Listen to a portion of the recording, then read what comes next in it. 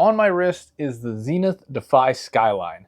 I believe this is one of the best fully integrated bracelet sport watches on the market right now, and it is a phenomenal watch to wear. And I'm going to give you my 1-year review of this watch and explain why I almost sold it. I'm Matt and welcome to Time.baum. So we are going to talk about the Zenith Defy Skyline today, and let's start out with the movement. If you guys watch any of my other videos, you know that I am pretty into watch movements. It's definitely a big thing that I look into when I'm purchasing a watch. What kind of movement does it have? Who's the manufacturer? Accuracy, complications, all that kind of stuff is definitely important to me. It is like a mechanical machine in a watch, and I think that's so cool, and that's one of the reasons why I really do enjoy automatic watches. And this Zenith is no different. This has an amazing movement in it. It has the El Primero 3620 movement, and this is a movement that actually beats at 5 hertz, which is pretty unlike most other movements out there. And what this allows it to do is have a tenth of a second indication on it.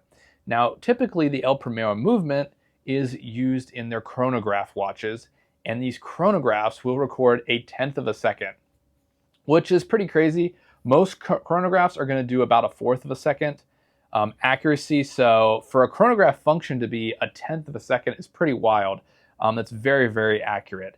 And if you've ever heard of a little brand called Rolex, Rolex was actually not making their own chronograph movements for a while. They were using Zenith chronographs from 1988 to the year 2000. So if you've got an old Rolex Daytona from 20 plus years ago, good chance it's using a Zenith movement. So of course, this watch here having a crazy El Primero movement in it is awesome. What they've done with this one specifically is just kind of taken out the chronograph function, but left in and modified it so that it could still read in tenths of a second. So this watch has a dial on the 9 o'clock side, and that dial is for tenths of a second. So this is a big, I guess, issue people have with this watch, or what a lot of people will talk about that they don't like is this tenth of a second dial, because it doesn't have a normal sort of around the dial second hand that most watches have. It just has this tenth of a second. Personally, I think this is actually cool, and this was actually a selling point for me because, again, it shows the intricacies and the precision of that movement to be able to time in tenths of a second. There really aren't a ton of watches out there that can do this. So being able to see that in a sub-dial, I think is really cool. I mean, it moves around so quickly. It's very cool to look at. And I put this akin to almost like a mini tourbillon. We know tourbillons in high-end Swiss watchmaking are very expensive complications. They're used to offset like magnetic field, not magnetic fields, but like gravity and stuff like that. And we know it's basically useless. It's not needed for anything anymore, but it's still a very expensive complication. It's still very complicated to make and produce and fine tune. And it creates something cool on the dial to look at. So that's why people pay hundreds of thousands, literally hundreds of thousands of dollars for these tourbillon watches. This is a similar thing. That's the way I see it. It's a tenth of a second subdial. It kind of gives you a little peek into what that movement is doing, how it's been made, and the accuracy and precision of that movement by seeing that tenth of a second hand go around.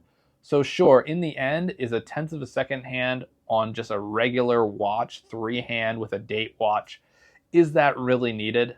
No. Is a tourbillon needed? No. So you can make up your mind there, but I kind of see it in that way. And for me, I think it's just a really cool look at the actual power of this El Primero movement. Another thing about this watch I really do like is going to be the dial. It has a really cool star pattern, which is of course the Zenith logo, and it's kind of patterned out through the whole dial. I think this makes it really unique and a cool textured pattern dial. And especially with the white and also the blue faces, I think it just creates a cool contrast on the dial. Now, of course, talking about the looks of this watch, it's no secret that this shares some resemblance to the Royal Oak. And when I bought this watch last year, at the time, the Royal Oak, a white-faced Royal Oak from Audemars Piguet, was my top watch. That was my grail watch. Of course, those watches are ridiculously expensive. It's not something, I don't think I'd ever be able to afford that, to be honest. So it got me looking at alternatives. And man, when I came across the Zenith, I was just blown away by not only the movement, but doing some research on the history of Zenith and just looking at the dial. And once I actually compared this with the Royal Oak personally, I actually prefer the way this looks. It has a slightly different bezel shape than the Royal Oak. The Royal Oak has the screws in the top, which gives a little more mechanical, a little more rugged look. And this is kind of a more, I don't want to say fancy, but it's just a little more understated, sort of all together look. It just flows a little bit better for me. It also has an amazing bracelet. I'm a big fan of the bracelet on this watch. It fits very, very well. It has a really nice taper. Something that I guess could be an upside or a downside is the middle part of the bracelet. They are polished. So the bracelet is entirely brushed, but the little middle part of the links are polished. So whenever you kind of move your hand in the light, it's very bright. It kind of reflects really cool. It's a nice effect. And that could be an upside or downside for people. For me, it's definitely a little flashy, and this is probably going to be my flashiest watch that I have. I'm not really a big fan of polished bracelets in general. I usually go a little more understated with what I wear, a little more tool watches, but this is kind of my one exception there. So it's a very cool bracelet. It's a double butterfly clasp. Only downside with that, like many other brands, there's no micro adjust at all on this thing. There's also no half links at all. So whether it's going to fit you or not is going to be up in the air. That's something you're going to have to try on for sure. I actually bought this without trying it on, so I got pretty lucky that it actually fits me very well. But I also prefer my watches on bracelets to wear a little bit looser than tighter anyway. So for me, even if it's a little loose, I'm okay with that, where you may not be. So that's something to keep in mind with these watches. This watch also has a date window at 3, which, you know, is the classic place to put it. I think if I would have to change something, I would probably put the date at 6. But you know what? With the sub dial at 9 o'clock, I actually do think the date at 3 fits pretty well. It gives a contrast to the dial. So I think overall it actually works. Something else I want to point out about the movement on this watch, it has a really cool star rotor, which is the Zenith logo on there. It has a much more sort of industrial finishing to the movement. I think if this had super polished and Geneva waves and all of those fancy finishing options on the movement, it would look a little strange on this watch. So I'm glad they went with a little more rugged and mechanical look of the watch. And it is a very pretty movement to look at. It does have the sapphire case back, which is really, really cool. So that brings me to, why did I almost sell this watch? So like I said before, I've had this watch for a little over a year. So I do think this is the best fully integrated bracelet sports watch you can buy right now, at definitely under $10,000 for sure. But probably just in general. I mean, I've never tried on a Royal Oak, so I have heard from people that said, well, when you try one on, you'll be blown away. Maybe that's true, but the price is also 3-4 times more. I don't know how much they are, but they're crazy expensive. So I think this really hits above its weight class in terms of finishing and what you get. I mean, it feels like a solid watch. The dial on this thing, the applied logo of the star, the applied indices, is just really, really well done. But why did I sell it? Or why was I gonna sell it, I should say. The main thing is I really wanted a Rolex Explorer. And if you've watched my other videos, you'll probably see that I do have one. And I was thinking about selling this to kind of help offset some of the costs from the Rolex Explorer, because obviously Rolexes are pretty expensive. So I was going to sell this to help offset the cost. And it wasn't even that, like, it really didn't have to do with not liking it. I mean, I love the watch. It was my most worn watch at the time. I think I just thought I wanted the Rolex more, and I absolutely do love my Rolex Explorer. It's an amazing watch. But what I realized is I think those two watches serve different purposes in my collection.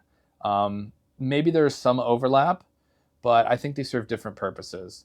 And the Rolex Explorer being a little more toned down, you know, black dial, fully brushed, bracelet, a little bit of a smaller size. It's definitely a little more under the radar, even though it's a Rolex.